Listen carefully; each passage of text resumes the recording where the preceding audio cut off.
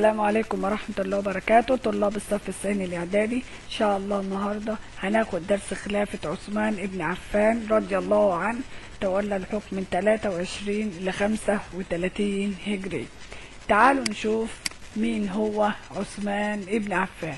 هو عثمان ابن عفان ابن أبي العاص القرشي الأموي، اتولد في مكة في السنة الخامسة بعد عام الفيل، يعني هو أصغر من الرسول عليه الصلاة والسلام ب5 سنوات. حياة عثمان ابن عفان قبل إسلامه كانت حياة عثمان كان رجل كريم ذا حياء كبير، كرمه غزير، يحب الحق فأحبه الناس، لذلك لم يتردد أبو بكر الصديق في عرض الإسلام عليه. كيف كانت حياة عثمان بعد إسلامه؟ شارك عثمان بن عفان رضي الله عنه الرسول صلى الله عليه وسلم في كل غزواته ما عدا غزوة بدر، لأن زوجته كانت مريضة فجلس بجوارها بأمر من الرسول عليه الصلاة والسلام. 2. أنفق رضي الله عنه الكثير من الأموال على تجهيز جيوش المسلمين، كما حدث في غزوة تبوك لما الرسول صلى الله عليه وسلم كان رايح يحارب الروم سنة 9 هجرية قبل وفاته بسنتين. وكان بينفق أيضا على الفقراء والمحتاجين مثل أيام القحط الشديد في زمن أبو بكر الصديق.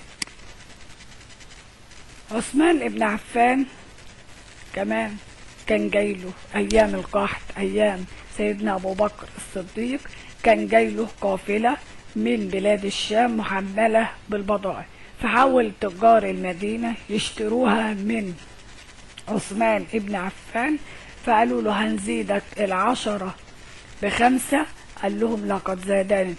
قالوا له هنزيد لك 10 ب10، دنتوا وراه يحاولوا يشتروها منه 10 ب2 مرضيش، طيب 10 ب5 مرضيش، وفي الاخر قال لهم ان لقد زادني 10 ب10، وديت أراد الثواب من الله سبحانه وتعالى بالحسنة ب10 أمثاله، وهب القافلة بكل ما فيها من بضائع لفقراء المدينة بدون أي مقابل. تعالوا بقى نشوف ازاي اتولى عثمان ابن عفان الخلافة. سيدنا عمر بن الخطاب لما اتقتل على يد أبو لؤلؤة المجوسي قبل ما يموت ترك الأمر شورى من بعده بين 6 من أصحاب الرسول عليه الصلاة والسلام، وطلب إن عبد الله ابنه يحضر في المشورة، لكن ليس له أي مشاركة في الاختيار، يشوف بس لكن ملوش أي حاجة في اختيار الخليفة.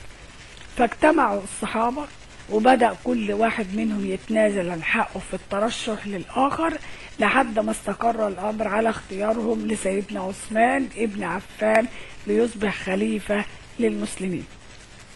بيعوه المسلمين في المسجد، واستغل خلافته بتذكير الناس بالإقبال على الآخرة والزهد في الدنيا ومتاعها، وبدأ بنفسه فكان بينفق على الناس ويطعمهم وبياكل هو الزيت والخل، وبدأ الناس يشعرون في خلافته بالأمن والاستقرار.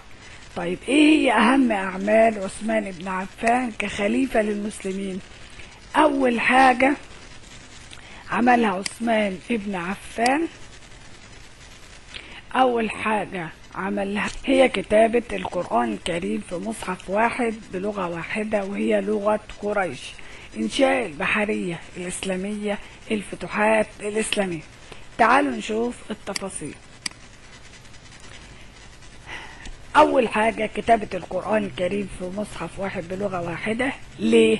لأن عندما دخل الكثير من غير العرب في الإسلام بدأ الناس بيختلفوا في قراءة القرآن الكريم، ولذلك أمر زيد بن ثابت وبعض الصحابة من حفظة القرآن الكريم بكتابة القرآن الكريم في مصحف واحد بلغة واحدة، وقام بتوزيعه على كل البلاد الإسلامية لكي تتوحد قراءة القرآن الكريم في كل قبائل العرب والبلاد المفتوحة. ودوت كان أعظم عمل قام به سيدنا عثمان ابن عفان رضي الله عنه. وزي ما احنا شايفين دي صورة للمصحف اللي كتب في عهد سيدنا عثمان ابن عفان رضي الله عنه. تاني حاجة إنشاء البحرية الإسلامية. تم إنشاء أول أسطول بحري إسلامي في عهد الخليفة عثمان ابن عفان، حيث أمر كل من معاوية بن أبي سفيان والي بلاد الشام وعبد الله بن أبي سعد بن السرح والي مصر بالتعاون مع بعض فيما بينهم لتوفير كل الإمكانيات اللازمة لإبناء أسطول بحري إسلامي. طيب ليه؟ من أجل أولا صد هجمات الروم على سواحل مصر والشام، تأمين حدود الدولة الإسلامية برا وبحرا، برا عن طريق الجيش وبحرا عن طريق الأسطول الإسلامي. طيب ده بالنسبة لإنشاء البحرية الإسلامية. تعالوا نشوف باقي الأعمال. الفتوحات الإسلامية. سيدنا عثمان بن عفان استكمل الفتوحات الإسلامية وأرسل جيوشه إلى جهات متعددة لنشر الدين الإسلامي واستكمال النشر ورسالة الرسول لكي يكون الإسلام عالميا في كل البلاد. طيب إيه هي الفتوحات اللي تمت في عهد سيدنا عثمان بن عفان؟ الفتوحات بقى اللي تمت في عهده: تم فتح جزيرة قبرص، فتح أرمينيا وإفريقيا اللي هي تونس حاليا وبلاد النوبة، وموقعة ذات الصواري سنة 34 هجرية. أول حاجة فتح جزيرة قبرص كان سنة 28 هجرية، حيث أمر عثمان بن عفان معاوية بن أبي سفيان والي بلاد الشام بفتحها لوقف هجمات الروم على سواحل مصر والشام، وفعلا فتحها معاوية بن أبي سفيان واستولى عليه. 2. فتح أرمينيا وإفريقيا وبلاد النوبة. أمر سيدنا عثمان بن عفان معاوية بن أبي سفيان والي الشام بفتح أرمينيا، فأرسل القائد حبيب ابن مسيلمة وفتحها سنة 25 هجري. ثم أمر عبد الله بن أبي السرح والي مصر بفتح إفريقيا اللي هي تونس حاليا، وفتحها سنة 28 هجرية. ثم ضم بلاد النوبة سنة 31 هجري.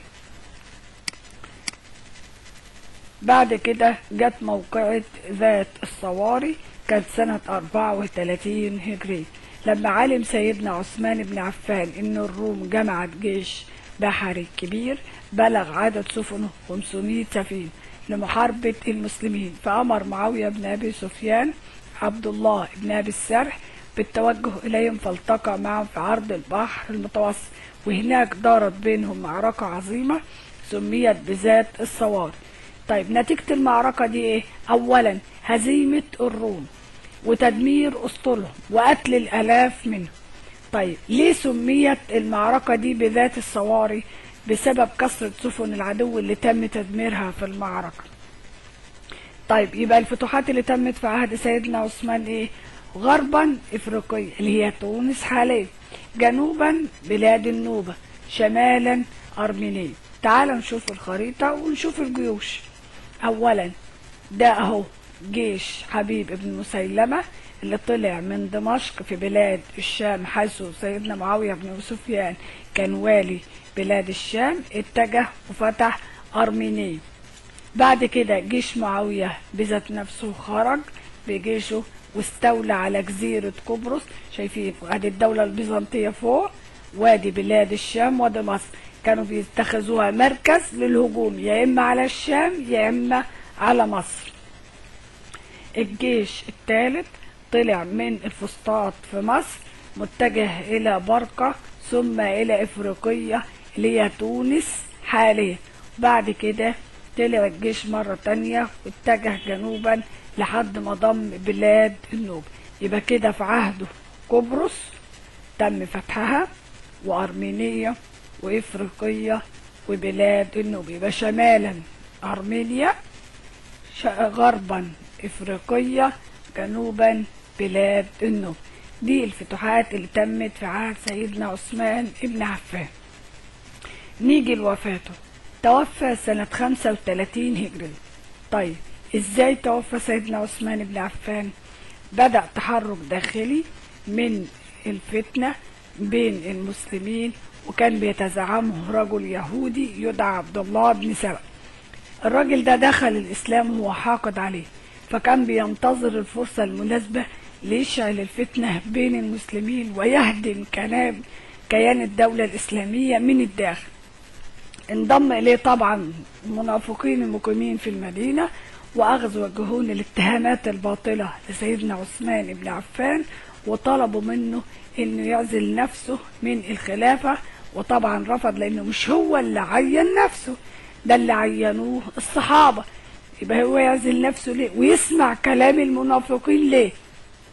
عشان كده رفض مطالبهم، فحصروه في بيته وتسلقوا عليه الدار، ودخلوا قتلوه وهو بيرتل القرآن، وصعدت روحه الطاهرة لله سبحانه وتعالى. كده انتهى عهد سيدنا عثمان ابن عفان رضي الله عنه. أتمنى تكونوا فهمتوا الدرس، ولو في أي حاجة عرفوني في التعليقات وأنا أرد عليها إن شاء الله. السلام عليكم.